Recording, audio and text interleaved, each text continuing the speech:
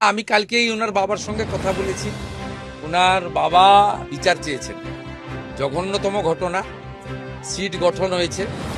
পরিবারের পক্ষ থেকে 4 জনের বিরুদ্ধে অভিযোগ দেওয়া হয়েছিল, 2 জনকে গ্রেপ্তার করা হয়েছে, 3 জনকে ডিটেন্ট করা হয়েছে, যাদের সঙ্গে পলাতক 2 আসামির ফোনে কথোপকথন পেয়েছে পুলিশ।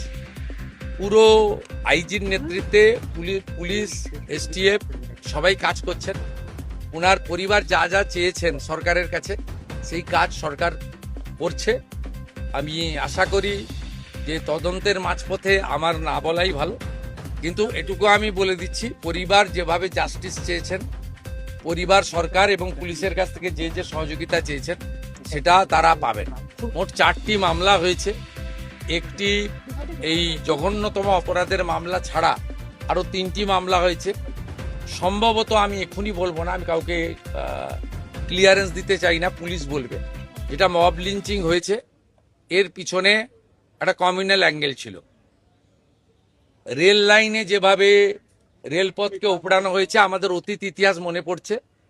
2019-এর সিএ বিরোধী আন্দোলন বা কিছুদিন আগে ওয়াকফ অ্যামেন্ডমেন্ট বিরোধী আন্দোলন। তৃতীয় হচ্ছে সিআরপিএফ এর 2 জন জওয়ান আহত হয়েছেন, একটা পুলিশের গাড়িকে জ্বালানো হয়েছে। আপনারা নিশ্চিন্তে থাকুন, প্রথমটার তো বিচার দেব, ক্যাপিটাল পানিশমেন্ট দেব। ওর বাবা যা যা চেয়েছে সব করবে মুখ্যমন্ত্রী।